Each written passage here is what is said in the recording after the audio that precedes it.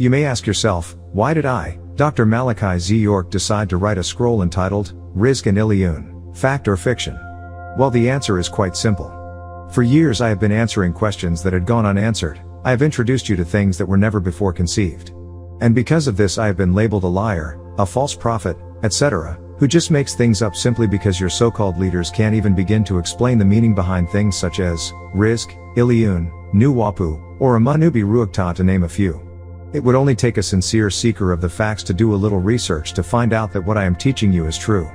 I always say, don't believe me, go check it out. And if you do a thorough research, you will come to find that the answers were always there. You just never knew until I told you. Everything that I am teaching you can be proven, be it by your very own so-called holy scriptures such as the Quran, Old Testament, New Testament, or by mere scientific facts. Yet, regardless of how much proof I may give, there are still some doubters who do not want to accept right knowledge. They want to hang on to the false teachings of their reverends, preachers, pastors, imam, sheikhs, rabbis, high priests, or ministers. Therefore, I decided to address the very questions that these skeptics are approaching my family, the brothers and sisters of the Holy Tabernacle Ministries, with. One of the questions that is always asked to my followers is, how do you know that Dr. Malachi Z. York didn't make up the word Rizq, or that it's just in his head, and you are just being misled by his fantasy? The answer to these questions are quite simple. If they knew anything about the Quran, they would know that the 17th name of Allah is Al-Razaq, or they might say Ar-Razaq, which they translate as the provider, from the root letters Ra-Zay and Kaf, Razaka. The name Razaq can be found in the Abdullah Yusuf Ali version of the Quran 51:58, for Allah is He who gives, all, sustenance, Lord of power, steadfast, forever. So as you can plainly see, the word Razaq is one of Allah's best attributes, names. The first place Razaq appears in the Quran is 2-3 as Razaq Nam, and it's used as we have provided for them. Quran 2-3, these are they who are faithful to what is unseen, and they get up to perform worship, and of the things we, the Elohim, Anunnaki, have provided for them, they share willingly. Here we see the word Razaq being used with the Arabic letters Nun Aleph, making the sound Na from the Arabic word Nanu, which means we. This group of Razaqs are responsible for providing the hum, as the word ends with hum, meaning them with all things. Allah is Al-Razaq, and then there are Razaqs that refer to themselves as Nanu, we or us, which would make Allah min al-Razaqina or Razaqona, meaning from the providers, making him a Rizqian. The way that the word Mu'min from the sixth attribute of Allah, Al-Mu'min, can be changed into Mu'minun, Mu'mineen, or Mu'minat, is the same way the word Al-Razaq can be changed into Rizq, like the word Mu'min can be changed, or Rizqian like Mu'mineen, or Rizqiyun like Mu'minun. There is no difference. Al-Mu'min, Al-Razaq, Mu'minun, Rizqiyun, Mu'mineen, and Rizqiyan. So as for the word Rizq and Rizqiyan being fabricated by myself, Dr. Malachi Z. York, all it would have taken was a little knowledge of the Arabic language, and you would have seen Rizq and Rizqiyan for what it means. In conclusion, Allah, who we know is also El Elo of the Torah, and Anu, which is Anu of the Enuma Elish tablets of ancient Sumer, was a part of the Nanu of Quran 2-3, which would make him a Rizqiyan. The Quran 61:14, in part, it uses Nanu where it states, and I quote, "O you, those who are faithful, be aiders of the source." As the sprout of life, Jesus, Isa, or Tammuz son of Mary, said to his disciples, those dressed in white robes, Al-Hawariyun, he asked, who among you are my Ansar, aiders towards Allah's way? His disciples, which were dressed in white robes, said, we are the source, Allah's aiders, Ansar Allah. The Hebrew word for Anu is found in Numbers 12:3 as a na, meaning meek, afflicted, humble, poor, which comes from the root word ana, meaning humble, be afflicted, bow down. It can also be found as anuyu, meaning we, which is contracted from the word anaknu, meaning we, ourselves, us, which comes from anoki, meaning I, me, I am, and is also found in the Lane's Arabic English lexicon on page 2178 as anuyu, which has the same meaning as the Hebrew. Numbers 12:3, now the male living being Moses was very meek, above all Adamites earthlings that were upon the face of the Adama ground. Other examples of plural words for Allah is Allahumma, as found in the Quran 5 times. 3:26, 3:17, 8:32, 10:10, 39:46. This word means O Allah, the source. Allahumma is another word that was derived from the Hebrew word Elohim, found in the Torah 430 times, meaning these beings, or a group of Elohs, the gods. Another plural of the word Allah is found in Quran 36:23 as Allahat meaning other sources, and in Quran 38:6 as Allahatika meaning your sources, or in Quran 43:58, it uses the word Alihatama which translates as our Allahs, or our gods, and in Quran 53:19 as Allah, which translates as the goddess Lat. All of these are different Arabic words that are used daily by Muslims regardless of sex. However, they will do all in their power to prevent non-Arabic speaking Muslims from learning the classical Arabic language, which will enable them, if honest, to raise the question, that if the kalima tayyibat, meaning the best word, or kalima shahadat, the word of testimony, or kalima tawhid, meaning the word of aloneness of Allah, is indeed a fact, and the statement there is no God but Allah, or Allah God has no partners, he is alone, or the best of names belong to Allah, which is the way they translate it, to imply that there is one being only that is entitled to use that name Allah, and no one else or nothing should be called by that name Allah, then they are wrong, or their Quran is wrong, because the above quotes from the Quran is referring to deities or gods that someone preferred over Allah. And the names these deities are being called as Allah in the Arabic of the Quran 43:58, although you will see in your English translation are gods, or they will say do you chose other gods. And in the Arabic, we find the word Allahat which, as you can see, is a pluralization for the name Allah. As in the Arabic word kursi for a single chair and kurasi for plural chairs. As well as majala for a single magazine and the plural form majaliyat. The same would apply to Allah the single and Allahat for plural. If they can use in the Quran Masihin for the word Messiah, which is a Hebrew word, Mashiach, or Kisasin for Christian, which is a Latin word, then they could have not used Allah's name, but they could have simply did the same thing again, use a transliteration to match the sound for gods phonetically, like Gan Aleph Zay for the word gods, or Dal Aleph Taa Ya for the word deity, as they also did with other names. Allah should have been given some respect, and I don't think that if Allah is the one who is revealing this Quran from himself, that he would give other people his names or other deities his name, as is found in the Quran. Thus you Muslims do not know that there are 11 forms derived from the word Allah in the Quran, 336, 3-2, 931, 7-127, 2156, 11-101, 1946, 2-133, 102-1, 91-8, 2946. It's sad that you English-speaking Muslims will never know that this kind of deception is going on under your noses. Quran 36:23, should I take from besides him, Allah, Alihat, sources? If the Rahman desires harm for me, their intercession can't avail anything for me, nor can it save me. This is saying that these other beings' names are or can be Allah, because it's recorded in the book that is without doubt according to them, the Quran, which they themselves dispute whether Allah is one of the 99 best names or attributes. Let me continue. Another of Allah's best attributes is Al-Baru, which is the 78th attribute, and simply means the righteous, as found in Quran 52:28. It is also found in the Quran 83:18 in the form of Al-Abrar, the righteous. Chapter 7-180 confirms that these are the best names of Allah. Quran 52:28, surely, we called to him, Allah before our death. Surely, he is the Bar, righteous, the Rahim, most merciful. Now, let's step further to address another portion of their question, which is, where did you, Dr. Malachi Z. York, get the notion of a place called Illyuwn? First, I would like to state that Illyuwn can be found in the Bible, as well as the Quran and the ancient tablets before both of them, and address the different so-called scholars' tafsirs, explanations, concerning the word Illyuwn. According to Dictionary of Islam, the word tafsir in Ashuric Syriac, Arabic, means explanation, exposition, elucidation, explication, interpretation, explaining, commentary. It also means to discover. It comes from the root word fa'ara, meaning to explain, expound, explicate, elucidate, interpret, comment. It is a term used for a commentary on any book, but especially for a commentary on the Quran. Let me make a point right here, that it is a subtle way of Muslims the world over of saying that the Quran is not clear enough, within its own text, for any and everyone to read and get a thorough and clear, undecisive, direct word and full meaning from Allah. The fact that they have to add an explanation to the words of Allah is in itself a confession of a God complex that they know better than Allah, or that Allah was incapable of making himself clear to all human beings on the planet. It is used, as they say, for the uncovering of many secrets that learnt men know about the Quran, but will not reveal. Most Muslims live by these commentaries or hadith, which are man-made tales, and not the word-for-word text from Allah. People read and depend on these commentary and explanations instead of the actual context of the Quran, in which they say was sent by Allah, and they believe in it. There is no doubt, yet they go to outside sources which could cause doubt. Quran 2-2, this Quran is a scripture, no doubt about that. Inside of it, there is guidance to those who tremble. This is what learnt men had to say about Quran 83:18-19, according to Abdullah Yusuf Ali commentary. Illyuwn, the oblique form of the nominative Illyuwn, which occurs in the next verse. It is in contrast to the Shijjin which occurs in verse 7 above, where see number 6013. Literally, it means the high places, but it is probably not the same as the heights mentioned in 746.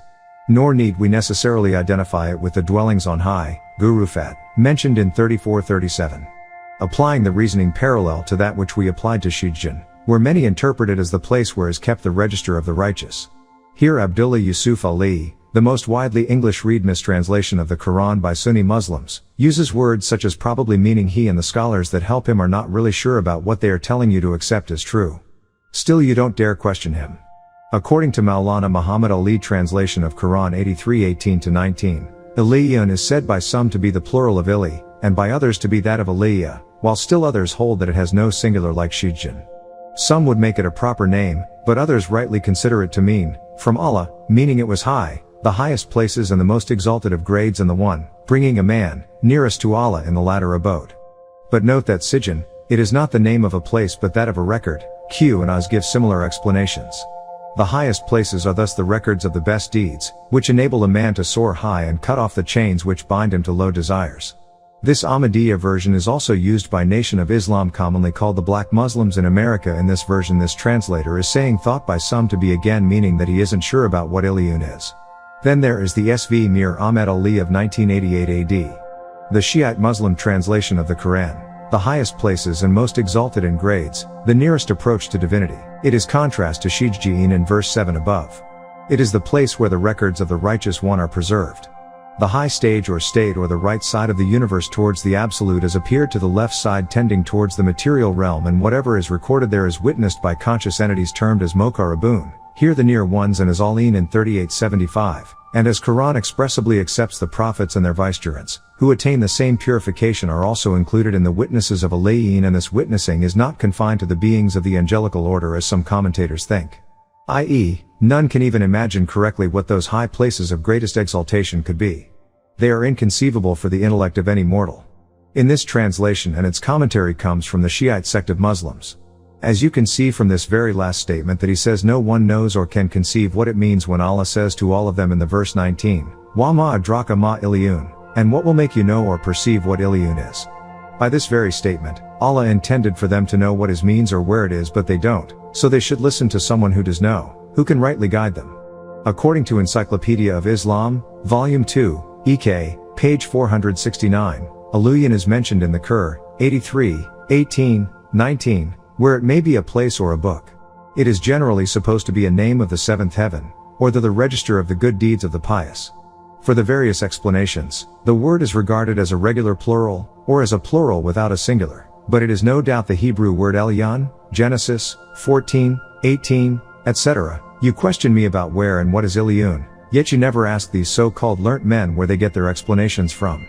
The only two places that the word Illyuwn is mentioned is Quran 83:18-19, and it does not say that Illyuwn is the seventh heaven. This is called innovation, because they are not the words of Allah, it is just their opinions. According to Dictionary of Islam, by Thomas Patrick Hughes, B.D., Mraz, page 200, Illyuwn, the seventh stage of celestial bliss, also the register in which the good deeds of Muslims are said to be written.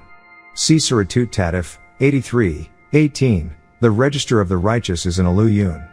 See also Mishkat, Book 5, Chapter 3, Part 3, the angels follow it, the soul, through each heaven, and the angels of one region pass it on to the next until it reaches the seventh heaven, when God says, write the name of my servant in Illyuwn, and return him to the earth, that is, to his body which is buried in the earth.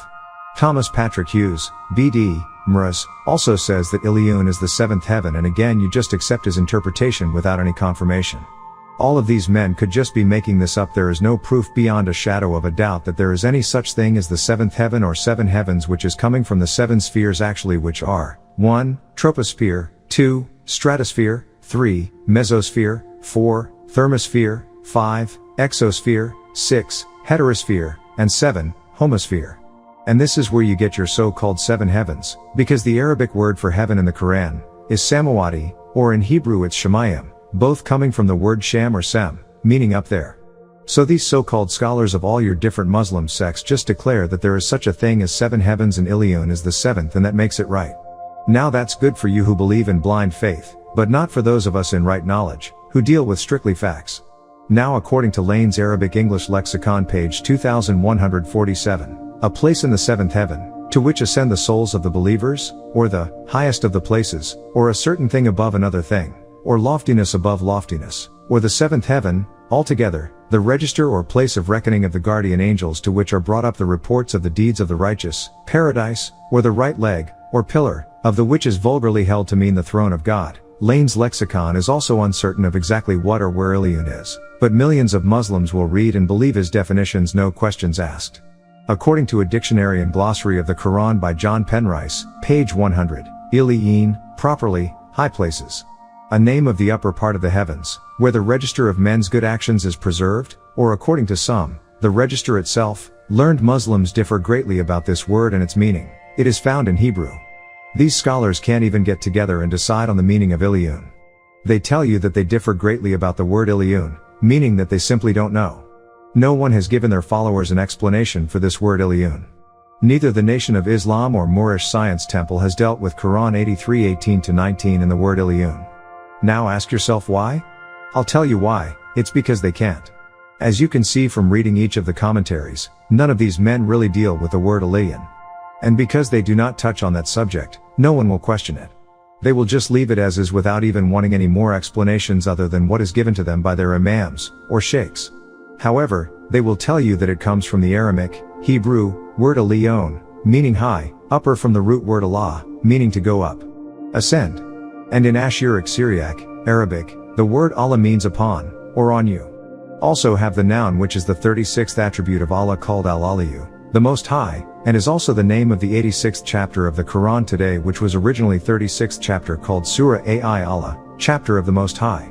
This 36th attribute of Allah, Al-Aliyu, the Most High, Muslims use when they say Allahu Subhanahu wa Ta'ala, glory be to Allah the Most High, or in shorten Allah Ta'ala, Allah the Most High. You can find in Genesis 14:18, Quran 87:1 the Most High as the Most High God, which in Hebrew is Illyuwn El. It can be found throughout the Bible a total of 43 times, and the 43rd attribute of Allah is Al-Raqib, the Watcher. Illyuwn was introduced in the Bible by a being called in Aramaic, Hebrew, Melchizedek, or in Ashuric Syriac, Arabic, Malachi Sadiq, which if analyzed is the name Malachi Zodok, known in ancient cuneiform tablets as Murdoch, also called Amar Utu. To the Islamic world he is known as Nabi Qadr or Al-Khidir, the Green One, Quran 18:59-82, because he possessed a green light, a force that he directed to sustain and heal things. He is also known as an angelic being Michael, Quran 2:98, because the Malachi means my angel in Aramaic, Hebrew, and Ashuric Syriac, Arabic, as Malaka. And the name Zodok means just as Sadak, from the root Sadaka meaning righteous.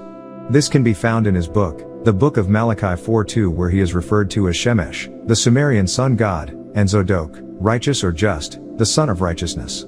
Malachi 4:2, but as for you who fear out of reverence my name, the Shemesh, son, of Zodok, justice, will come forth with healing in his corners of his garments, and you will go forth and spread as the calves of the stall.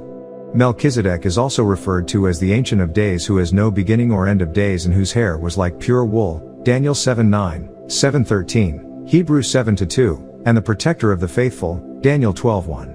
In the ancient tablets he is Murdoch, the son of Enki and Damkina. He was the holder of the tablets of destiny, by which the fates of men and angelic beings were decreed.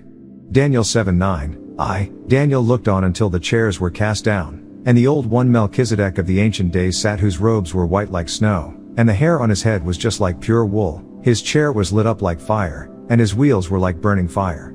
He makes war with anyone who dares to blaspheme El. He is one of the 7 archangels near to El from the city of El mentioned in Revelation 21:9. Michael possessed 720 degrees of knowledge, unlike the other angels who only have 180 degrees.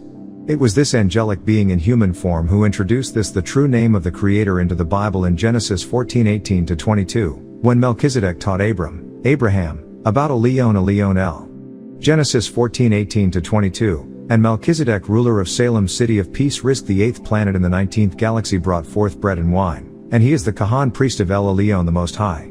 And Melchizedek blessed Akram, and said, Blessed be Abram by way of El Illyuwn the Most High, creator of the skies and the planet Earth, and blessed be El Illyuwn the Most High, who have delivered your, Abraham's, enemies, the Mesopotamian army, into your hands. And he gave him, Melchizedek, a tenth of all he owned. And the ruler of Sodom said, to Abram, give me the spirits my people, and take the material things for yourself. And Abram said to the ruler of Sodom, I have raised up my hands unto El Yahuwah, El Illyuwn, the creator of the skies and the planet Earth. The Most High is found in the Torah of Moses and in the Quran. So, it is very clear that those who were inspired or who inspired the Holy Scriptures were very familiar with the term Illyuwn. In the case of Abraham and Melchizedek, note that they repeat Illyuwn twice, Illyuwn, Illyuwn El, and Muslims constantly refer to Allah Ta'ala, which is the same as saying Illyuwn El. It was meant for this secret word whose true meaning has not been made clear for thousands of years through the Torah straight down through the Quran, to be revealed and made clear as a sign of who has the right knowledge and will renew the history through the divine and new revelation. A holy text called the Holy Tablets. And let me just say this to all of you so-called Muslims who ask, did he make it up? Is it a figment of his imagination, or does it reality exist? Any so-called Muslim that denies the existence of a place called Illyuwn is going against the second chapter of the Quran, the second verse where it says, Da'alika al-kitabu la reba fihi, which Abdullah Yusuf Ali translates as, that is the book, in it is guidance sure, without doubt. And the third verse, al-lazina yumenu nabi al-gibi wa yuki muna al-salata wa mem ma raisjak naam yunafi kuna, which is translated as, who believes in the unseen are steadfast in prayer, and spread out of what we have provided for them. In the Quran, this very Quran which they call an undoubtable book, it mentions Illyuwn only in one chapter of the Quran, and it appears twice in the 18th and 19th verse of the 83rd chapter. Quran 83:18-19, nevertheless, the scriptural ledger of the righteous, al-Abrar, is in the highest places, where the records of agreeableness are kept, Illyuwn. And by what means are you able to perceive what Illyuwn is? The word Illyuwn is translated as on high. In verse 18 of the 83rd chapter in the Quran, Illyuwn is spelled Ayn Lam Ya Ya Noon, and in verse 19. And make note that this is the 19th verse, which is a mystical number. Illyuwn is spelled Ayn Lam Ya Vav Noon. They spell it both ways, like in the word Rizqiyan and Rizqiyun. As you can see, there are changes from the word Illyuwn in verse 18 to the word Illyuwn in verse 19, of which Allah has to stress, what would make you, Muhammad, know about Illyuwn? The word Illyuwn is used as opposed to the word Shijjian, as found in Quran 83:7-8, which is the lower place where Allah wouldn't be, the place where the wicked deeds are kept. Quran 83:7-8, nevertheless, the scriptural ledger of the wicked, al-Fujar, is kept in a place for records, Shijjian. And by what means are you able to perceive what Shijjian is? They are using the same word, but changing the translation. The original scholars knew. If this same word, Illyuwn, was found in two different places, then you could give two different meanings. However, it is the same word in the same chapter spelt two ways, with or without the vowels. The word Illyuwn comes from the Ashuric Syriac, Arabic, root word Ayn Lam Ya, and from the 36th attribute of Allah, Al-Aliyu the Exalted, from the root word Ali, meaning high, tall, elevated, exalted, sublime, lofty. Now, if you turn to the 87th chapter of the Quran, Surah Al-Allah, which consists of 19 verses, and Al-Allah means the Most High. Again, and this surah begins with, Sabi Isma Rabbika Al-Allah, which translates as glorify the name of thy guardian the Most High. And if you go to the 18th verse of that same surah, it reads, Inna hatha lafi al-suhuf al-ula, which translates as, and this is in the books as, suhuf, pages, of the earliest, revelations. You will find that they have al-awwal, which means the first, which they translate as earliest, and relates to the 72nd attribute, which refers to a group of beings called in the Quran 625 al-awwaliyan, the ancient ones, or the old of days, or the old ones. In the Quran 15:10, 13, 1624 of the Abdullah Yusuf Ali translation, the word al-awwaliyan is translated as of old, or of the ancients. Quran 16:24, and when it was asked of them, what is it that your Rabb, who is master and sustainer, sent down to you? He said, tales of those ancient ones, the Elohim, Dinir. In the Quran 6:25 it tells you that the unbelievers say, that these are nothing but tales of the ancient. So here you'll find that there will be many so-called Muslims saying that these stories of the Anunnaki and the Enuma Elish, or Gilgamesh epics, and beings that existed long before the Quran, that I teach of now called Nuwapu, are nothing but stories of the ancient. But an Arabic overstanding of the 87th chapter of the Quran verses 18 and 19 clearly states pages of old, the first pages, which makes references literally to the books, and the Arabic word in verse 19 there is, Suhuf Ibrahim wa Musa, which translates as, the books, Suhuf, of Abraham and Moses. Quran 87:18-19, surely, all of this is to be found in the first pages of the Suhuf, and Numa Elish, and Gilgamesh tablets from before. The pure pages of Abraham/Abram, the book of generations, and Moses/Thutmosa, the 5 books of the law, the Torah. If you go to the second chapter of the Quran, the 136th verse, it commands Muslims to say, "We believe in God and the revelations given to us and to Abraham." But the word being used here for revelations is unzila, from the word natsala, meaning to descend downward, to come from on high, downward. Also, in that same verse it says unziya Ilya Ibrahim, and to Abraham, which you translate as, sent down to Abraham. Quran 2-136, in part, tell them this, Muhammad, we, Muhammad and my followers have faith in Allah, and what he sent down to us, the Quran, and what he sent down to Abraham. There is no record of a book that Muslims have in their possession that is entitled the Suhuf of Abraham, although they make reference to it in the Hadith, and it consisted of 50 pages. I have asked throughout my travels to Islamic countries, to be shown their copy of Suhuf, and especially the Suhuf of Abraham, which I read about in the Quran. I was given all kinds of excuses, which all leads to know we don't have a copy. It doesn't exist any longer. You can find all of the Suhuf in their entirety in the holy tablets. So the Suhuf must have been sent to Abraham before Moses, because Abraham lived in Ur of Chaldea, Genesis 11:31, which was where the land Eridu was. That is the landing place of the Elohim or Anunnaki. The national language of Chaldea was Chaldean, and at Eridu the national language was cuneiform. The surrounding cities that ruled, Nippur, Arad, Erech, Shinar, and Elam used the Akkadian language and cuneiform language. It's called Sumer. Both of these languages, Akkadian and cuneiform, are of the Enuma Elish tablets. Notice Nimrod's city of Kalna, as mentioned in Genesis 10:10 and Amos 6:2, meaning fortress of Anu, is located in the city of Shinar, Erech, of which Akkad, Genesis 10:10, is also. The name Anu is the Sumerian title of whom you are calling Allah, and who the Hebrews call Yahweh or El Elo. These ancient tablets have been dug up in Iraq, which is Old Babylon. Abraham, with his wealth and power, and as a resident of Ur of Chaldea, before the revelations which was called the Law, Torah, Genesis 26:5, long before the laws, Torah, of Moses, Exodus 16:28, read and accepted these ancient tablets called the Enuma Elish, Atrahasis, Atana, Gilgamesh epics, Nergal and Erishkigal and the underworld, and many others. Abraham recorded from them onto papyrus and skins, which become scrolls of pages. Thus, you have the Suhuf of Abraham as mentioned in Quran 87:18-19.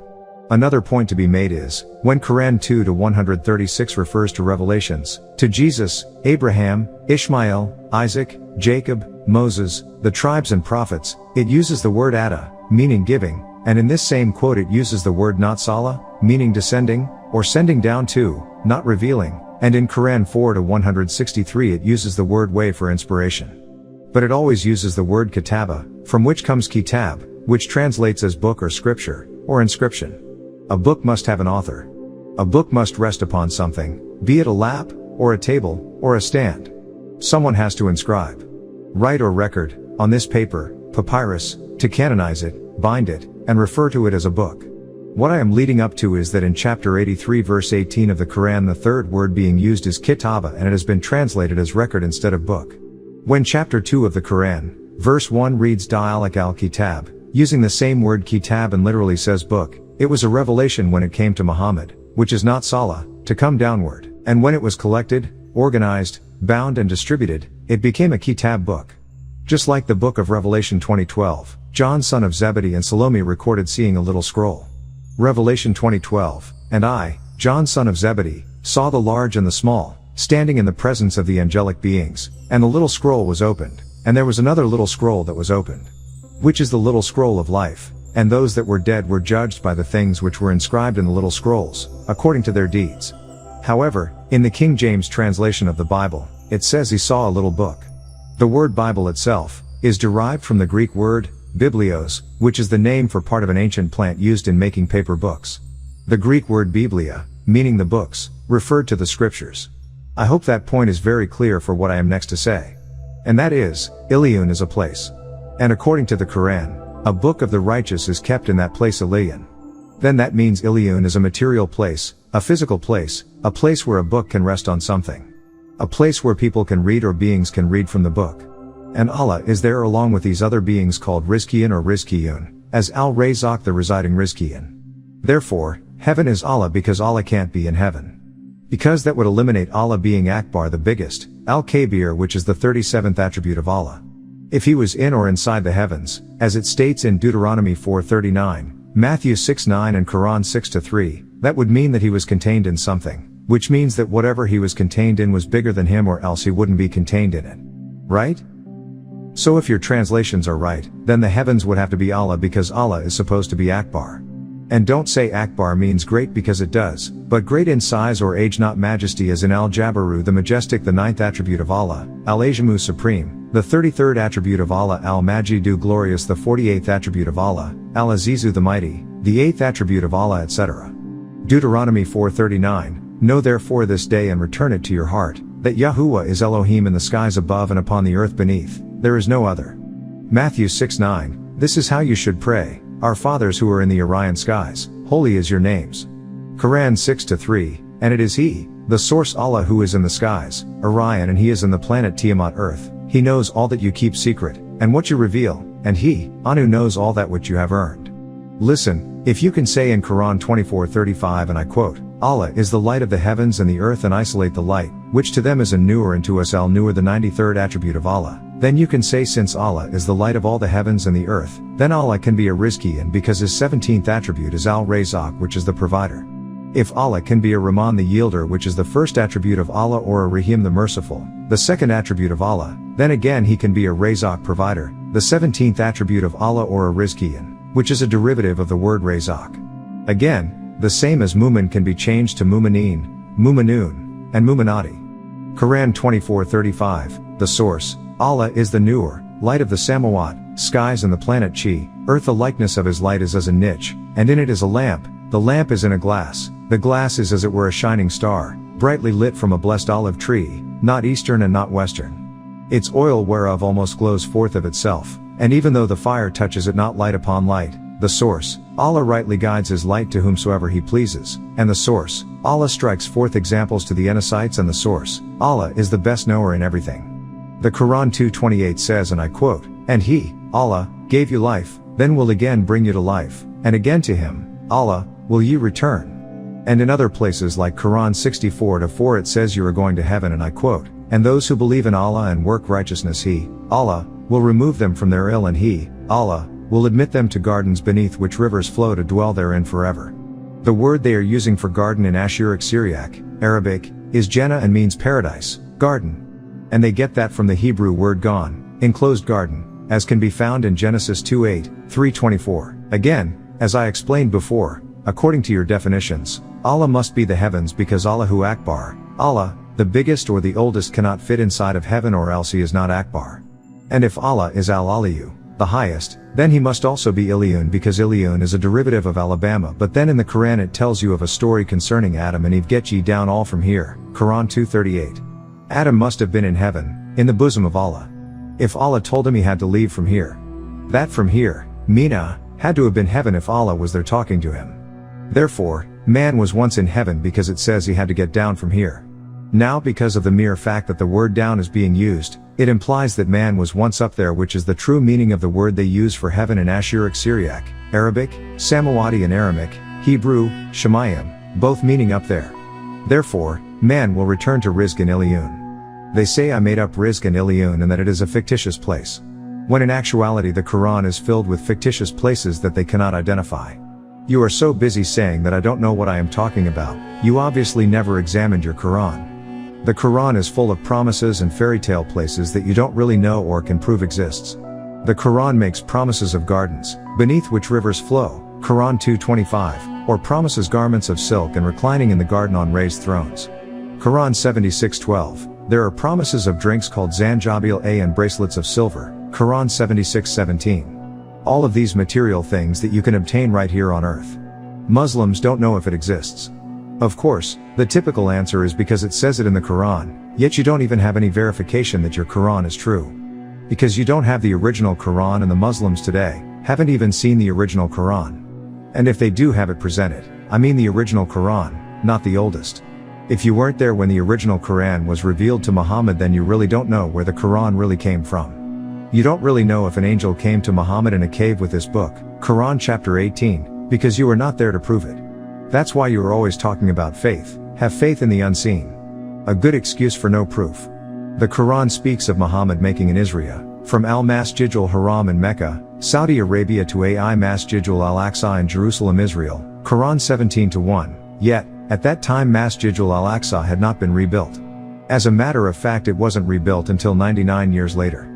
Yet, you say that Rizq and Illyuwn is not true because your Imam doesn't see it in his interpretation of your 1,400-year-old copy of an unproven Quran. Quran 17-1, glorified is he who went upward with our slave Muhammad, one shadow hour, from the place of prostration, masjid that is the secret one, to the masjid that is the farthest he it is whom, we Elohim, Anunnaki put blessings all around him, so that perhaps we, Elohim will be able to show him our signs, because surely he, Allah, who is Yahweh is the hearer the seer. They don't know if there is really a heaven or a real hell. No one never came back and told them. Yet Muslims ask you to believe that these places exist just on their word or the book that they say is without doubt which has been proven to have errors in it. They admit that certain surahs were omitted and lost and that no original copy exists to date. They have no records or stories of someone coming back from heaven or hell and confirming its existence. However, when I state the facts, you say that I made it up, but all of your scholars tell you about Shijjian, Quran 83-7-8, where records are kept locked up, a prison, and you never thought to ask just what kind of records are they, what kind of locks are there? Who has the key? And why is it necessary? Can't he merely don't want people to know instead of having to lock it up? Who is making these records? If the records are locked up, then who has the key to get access to these records? How long are the records kept there? Were the records there before Adam or Abraham? Just exactly when did these records start being recorded? You accept it as true. Now what you will do is make up stories saying that some angel, something else you can't prove exists, is writing these records, and people will believe that crap even though that isn't in the Quran, so don't let anyone tell you that it is. And if they do, like I always say, ask them to show it to you. Stop letting these so-called scholars and leaders pump all of these lies into your heads. Deal with the facts only. Your scholars tell you about a place called Samawati, Quran 2-255, which really means up there, not heavens, a place that you were promised to go once you die. If you are righteous, you will go to Jannah, Quran 1960. Then they scare you to death by saying that if you are not righteous while here on earth, you will go to hell. And there are many more types of hells, 15 to be exact in the Quran, than there are heavens or a paradise, a supposed place of peace. Your scholars tell you that you are going to Jahannam, Quran 2-206, Jahim, Quran 37-23, Sakar, Quran 74-26, Laza, Quran 70-151, Sa'ir, Quran 35-6, Huwiya, Quran 101-9, Hutama, Quran 104-4. And you believe them, no questions asked. I repeat, no one ever came back from hell saying, boy, it's true, it really is hot down there. No one ever came back from heaven or paradise saying the milk and honey on this side tastes much better. It's been 1,364 years, and Muhammad hasn't come back yet saying Jannah is the place to be. See these green fine silk garments I'm wearing? You can have them too if you just be good. And for the Christians, Jesus hasn't come back in 2,000 years saying, I told you in my Father's house there are many mansions, I'm living in one now. I told you to be exceedingly glad because if you are persecuted like I was for righteous name's sake, your reward is great and you will be where I am. So you have no reason to believe that these places exist. It's all spookism if you can't confirm it. You don't even know if there was really a Muhammad. Do you? So when I stand up and say Illyuwn is an actual place, you call me crazy when it is right there in your Quran. Just like all of the other predictions and teachings I have told you about, you don't believe me. However, with each prophecy fulfilled you find out that what I've been saying is true. Yet you are so far under the spell that you can't even see the truth when it's right in front of you. You can pretend that it doesn't exist. However, every one of your monotheistic religions speak about a book of deeds or a book of records where the righteous deeds are kept. They just don't know all the facts about it, and if they do they won't tell you. Some call it the Book of Life. This place is Illyuwn, which I put before you who want right knowledge. Where those righteous records are kept. And where the Rizqians exist. If you doubt the existence of Rizq and Illyuwn, you doubt the existence of Allah and the Quran, and you are calling it a lie. Basically your so-called Arabic scholars, don't know what Illyuwn means or where Illyuwn is. You can't go to the Abdullah Yusuf Ali Quran or the Muhammad Ali or the Shiite or Marmaduke Pickthall or Dr. Rashad Khalifa or any of the translations of the Qurans, and find the meaning and place of Illyuwn, nor if you read their tafsirs, which means commentary, are they able to tell you where it is, or what it is. By the text of the Quran it is clear that it is a place where books are kept. Not a spook place, not a spirit place, not an astral place, but rather it is a physical place, but they don't know where it is. Quran 83:19 makes it clear, when it says, Wa ma adraka ma Illyuwn, which translates as and what would make you know or perceive what Illyuwn is, talking to Muhammad. The answer is not giving in verse 20 where it says Kitabun Markum, and simply reads a written book. That is not our answer, because in the Holy Quran Surah 97 Al-Qadri, it reads in verse 2, Wa ma adraka ma Laylatul Qadri, and translates as and what will explain to thee of what the night of power is, Quran 97-2, and by what means would you perceive what, ma the shadow hour period of power is, Laylat Ai Qadr? And then in verse 3, your answer to the question is Laylatul Qadri Khairan min alfi shari. Quran 97-3, surely we, Elohim, Anunnaki sent the Quran down to Muhammad in the shadow hour period of power, 19th shadow hour period in the month Ramadan. And by what means would you perceive what, ma the shadow hour period of power is, Laylat al-Qadr? The shadow hour period of power is better than 1,000 months, Alf Shar. And as you can see, Laylatul Qadri is repeated in the answer to explain what it is, which is saying Laylatul Qadri, it is better than 1,000 nights. And by verse 1 of this same chapter, Allah meant for people to know what Laylatul Qadri was by saying, Ina anzalnahu fi Laylatul Qadri, which translates surely we sent it down in the night of power. So he tells them what Laylatul Qadri is, first in verse 1 and then he answers the question in verse 3, then he reconfirms the meaning in verse 4. Then again you have in the 86th chapter of the Quran Surah At-Tariq, verse 1, where it says and I quote, Wasameh wa Tariq, which translates as by the sky and the night visitant, therein. And then it repeats in verse 2 Wa ma adraka ma At-Tariq, which translates as and what will you explain to thee what the night visitant is. Then it explains it in verse 3 in Najum at-Thaqib, meaning, it is, the star-piercing brightness. So there again, Allah made it clear what it was, by mentioning it in the first verse, and explaining it in the third verse. Quran 86:1-3, and the heavenly skies and Al-Tariq, the knocker, the star Bennett. And by what means would you, Ahmad, also called Muhammad, would have perceived what the Tariq is? It is the brightly piercing Al-Najm, star. Again in Surah Al-Qariyah, chapter 101 verse 1 where it says and I quote, Wa Al-Qariyah, and in verse 2 Mal-Qariyah, which they translate as the day of noise and clamor. Also in verse 3 Wa ma adraka Mal-Qariyah, which is translated as and what is the day of noise and clamor. Then in verse 4 it tells you exactly what it is, and I quote, Yaumu Yakam and Nas Kal Farash al-Mabthuth, which is translated as, it is, a day whereon men will be like moths scattered about. Quran 101:1-4, the terrible striking, Al-Qariyah. What is the terrible striking? And what will make you perceive what the terrible striking is? It is a day, Yom, when the Enocytes will be like scattered farash, butterflies. Again Allah explains exactly what it is. So you will find extensive commentaries on that which is already made clear there. But when it comes to Quran 83:18-20 you don't get a meaning of the word Illyuwn. Then, in the 17th verse of the same chapter it tells them that they are going to reject this right out flat. And then verse 19 asks them do they know what Illyuwn is? It doesn't tell them what it is, or where it is, thus you won't find extensive commentary on its meaning, because they just don't know what it means. And that means that there is something in the Quran that you can't explain, nor could Muhammad son of Abdullah and Amina explain it. You have no hadith to explain it and none of your scholars or learnt men are able to explain it, yet this Quran is the book that all Muslims base their whole life on and you would even kill for this book. Yet, there are things in it that you don't even comprehend or have knowledge of. However, when someone like myself comes along and explains it to you straight from your Quran from the original Ashuric Syriac, Arabic, language, you say it's not true because I am Nubian, but if I was a Pakistani or a pale Arab, you would immediately believe every word I say. And Allah says in the Quran 53:26 it says that He has given knowledge to whoever He please. Quran 53:26, and how many guardian Malik, messengers, Anunnaki are in the Sama'at, whose intercession will not benefit anyone in anything, except after Allah has given His permission, Yazan to whom He pleases and wills. So I say, no I did not make Rizq, or Illyuwn up, it is real. If you accept the Quran you will have to accept Rizq and Illyuwn. It is your heavenly home where your God Allah lives as Anu or Yahweh, it is real, not a fabrication of my mind. The middle path.